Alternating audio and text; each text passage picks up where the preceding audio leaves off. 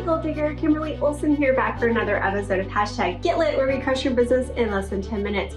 And today I'm excited because I'm just going to have a very honest conversation with you about the money mindset secrets that we embodied and learned about to become debt free. And I did try many times to become debt free. I probably tried on and off for 15 years before I finally clicked and made sense. So if you've been struggling, I feel you. But if you really want to know how to fast track and exactly find out what we did to get out of almost 6 figures of debt, stay tuned.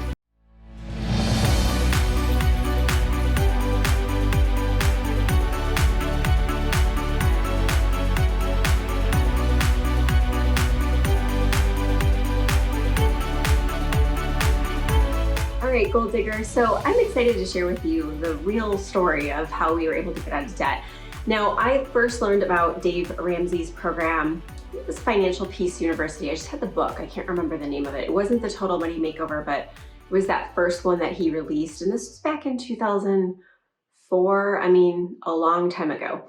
And I really struggled even to get to step one in his program, which is save $1,000 in an emergency fund, because I would get some of it going and then I would pull the money out. I mean, it was just paycheck to paycheck. And really looking back, I wasn't wholly committed to it. So I tried on and off to go back to that budget. I had my whole Excel spreadsheet of, all my things, and I tried on and off and without having success. And part of that was I wasn't there mentally, as far as money mindset, but really being committed to it, but also in myself that I was able to do it. I think when we hear the word budget, we get squeaky, like that doesn't feel good to us, right? And I had to reframe that. And I had to say, no, I want to be able to pay for vacations. I want to be able to put money aside for college. I want to feel really good that we're okay, as a family in our future. And when we were, some of you know my story, but we've always had jobs. We've always gotten by. I had Scott's worked his way up, and he works for the state of Texas. So for the last decade, he's worked his way up, and he's always steady Eddie, always has done that. And I'm thankful for that. I was always up and down, making good money. And then we moved here to Texas or to Austin, and I started my own business. I was doing personal training and nutrition consulting, and what a mess. So then I took a job because I couldn't get it to go enough to be able to quit a job completely. So I went back and got a job. So this on and off with income. Can you relate, like where you're like making money and then you're not? So then I got this really great job where I was making 6 figures, and we were like, yes, between his income and mine, no kids. I mean, it was living the dream. We just had Addison. The market was hot. We sold our starter home and built our dream home, and thought it was all fine. I would put things on credit cards. We still use credit cards, but I would just pay them off every month. I didn't really know how much money we had. I just knew we could pay off our credit cards every month. I had no clue. And so when I was let go of my job without notice, I was like, oh crap. And when I saw what was going out and what was coming in, it was not adding up. So there was nothing we could do. So I was writing articles for magazines. I was running a boot camp in my backyard. We just had a lease, so I was on maternity leave, stressed out to the max, trying to interview, trying to get a job. So we, cashed in my 401k, but everything on credit cards, and racked up a significant amount of debt. And I was just devastated. I felt like it was my fault. I was, the one that, just was supposed to be in charge of the budget, and I didn't have a clue. So first thing is that denial, right? We just put our head in the sand. But when I took my head out of the sand, I was like, okay, I'm really going to get it. I'm going to get a hold of this. I'm going to figure out how much money's coming in and how much is going out. And when I did, I was like, crap, like there's not, enough to pay this debt off. So I listened to, and I recommend getting on Audible, Dave Ramsey's The Total Money Makeover. I didn't go to he has a whole program. If you're like in-person churches, a lot of churches run those, where you can go and do Financial Peace University, which I should think about getting certified in, but I digress. So I listened to his Audible. I mean, basically his Audible, The Total Money Makeover. What you first do is you put $1,000 in an emergency fund. That was pretty easy because I'd taken a job locally, had an okay salary, it was about half of what I was making before, but between his and my new job, I was like, okay, we could put $1,000 aside, right? And then it was tackling the debt. So he teaches a certain method for how to do it, and I'll let him explain it in the book. But to a T, I was like, okay, I listed out our debts, which was the smallest. We tackled that first. But this is where it all changed for me. I this is not fun to do, but I sat down with Scott, and a lot of you ladies who run the finances or husbands, your husband is thinking the same thing.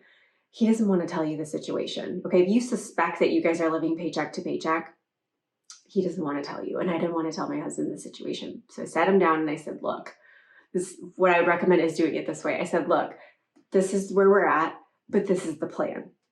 Are you on board? And he was like, yeah, I'm on board. Like, what? Right? Like, let's get out of this debt. So having him on board, because I tried by myself, but you can't. If you're married, you got to be together on the same page. Okay. Because he's going to be spending if you're trying to save, and that's going to cause friction. The number one cause of divorce in a marriage is money, right? Or if you have a partner, it's money. So us getting on the same page was huge. And I said, dude, it's going to be rice and beans. I was like, organic rice and beans, because I'm a nutritionist, but it's going to be rice and beans. This means no more date nights. This means us not going anywhere, no vacations, nothing. This means no clothes, no shoes. We buy nothing. Okay. I'm talking like nothing. He's like, okay. And I mean, we were spending $1,000 a month on Amazon. Like, or what was that stuff? I mean, really, it's crazy. Going to the coffee shop. That's another one. Gave it up. We gave it all up. I mean, we were like gazelles. Like, we're going to do this. So we started on it, and I was like, whoa, like, okay, we paid this little debt off right away. I was like, okay, one's done. Stupid stuff. Like furniture. Why did I finance furniture? It was $25 a month. Are you kidding me right now? Like, don't go buy furniture unless you can pay cash. I'm just throwing it out there. So paid that off, right? Then it was this little medical bill. We had a lot of complications, not a lot. We had complications when we had Addison. So she was in ICU and had to pay all that stuff off. And I remember I was at work and my shoe broke. The bottom came off, and I thought, so I went to the maintenance guy. I was like, look, this is kind of embarrassing, but do you have any like glue or anything I can like fix the shoe? Because I was like, I'm not spending $1. He goes, oh, we have Gorilla Glue. Give me that thing. So he put Gorilla Glue, clamped it, left it for a few hours, put it back on. I wore that shoe the rest of the summer. You know what I'm saying? I sew holes in Scott's work stuff. I mean, we were not messing around. And I'm sharing these details with you to tell you it's not easy. But you know what happened? We had like an 18-month plan. We started in the fall of 2017. And this is another thing you need to do, add a stream of income. That's when I started network marketing. I'm like, okay, salaries aren't cutting it. I'm going to add to this. So I added the network marketing income, later the coaching, that spring. So what was it, 9 months? Wrote the check, $7,000 for our last debt, which was his truck, $7,000. And we owned both our vehicles. We had no credit card debt, no medical bills, nothing except for our mortgage, which with the way the economy was, it was lots of equity in it. Do you know how that felt? It was worth every single penny not spent. It was worth all the date nights that we didn't have. It was worth not going anywhere. It was worth just wearing the same clothes I've been wearing the last 10 years. Like, who freaking cares? Not going out to eat, all of that. It was so worth it because it made us realize that we could do it. It made us realize that we were unstoppable. And I truly believe because we were such good stewards with our money that God blessed us. And I'm telling you, if you look at my income I did $13,000 in revenue my first year with a salary of like $57,000. Next year I did $150,000 with my salary, about $200,000. Next year I'd quit my job, so it was all my business, $250,000. Next year $1.1 million, and this year we could potentially do $2.5 million. You can't make that stuff up.